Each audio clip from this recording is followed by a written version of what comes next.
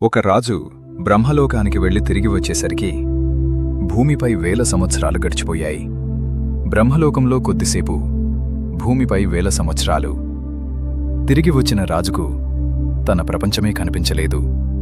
ఇది సినిమా కథ కాదు, ఇది భాగవత పురాణంలో ఉన్న నిజమైన కథ.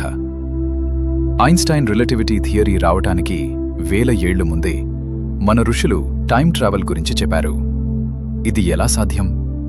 ఆ రహస్యం ఇప్పుడు తెలుసుకుందాం.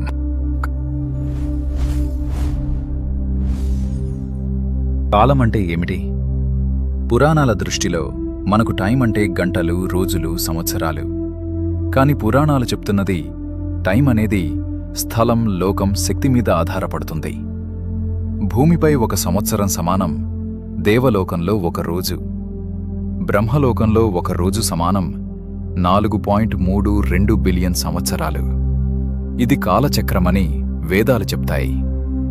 మన పురాణాలు టైంని లీనియర్గా కాదు, కాస్మిక్ సైకిల్గా చూశాయి. కకుద్మి రేవతి కథ భాగవత పురాణం.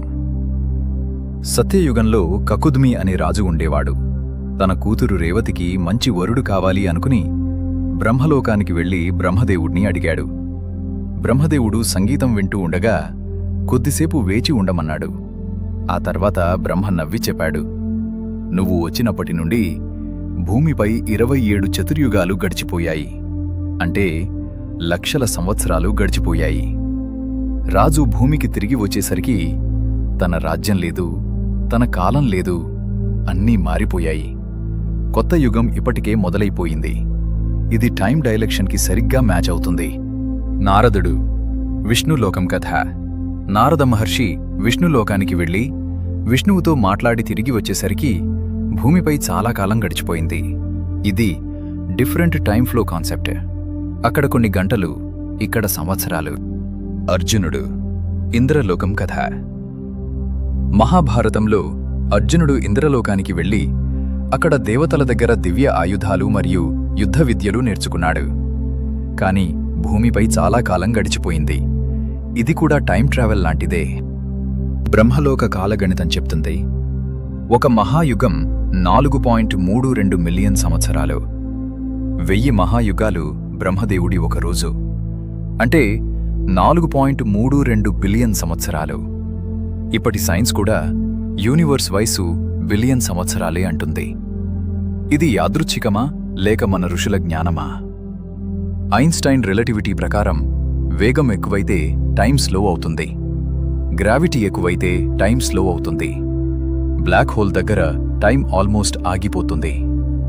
పురాణాల్లో చెప్పిన దేవలోక కాలం కూడా ఇదే భావన. మన ఋషులు మెడిటేషన్ ద్వారా కాస్మిక్ ట్రూత్ తెలుసుకున్నారు. అందుకే పురాణాల్లో సైన్స్ భావనలు కనిపిస్తాయి.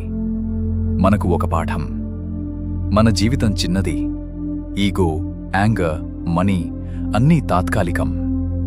టైం దేవుడి చేతిలో ఉంది. శివుడి ఒక క్షణం మనకు యుగాలు. అందుకే ధర్మం పాటించాలి, మంచి పనులు చేయాలి. ఎందుకంటే టైం ట్రావెల్ నిజమైతే మన కర్మ కూడా మనతోనే వస్తుంది. పురాణాలు కథలు కాదు, మన పురాతన విజ్ఞానం. ఇలాంటి దైవ రహస్యాలు, పురాణ మిస్టరీలు తెలుసుకోవాలంటే ఇప్పుడే మా ఛానల్ను సబ్స్క్రైబ్ చేయండి.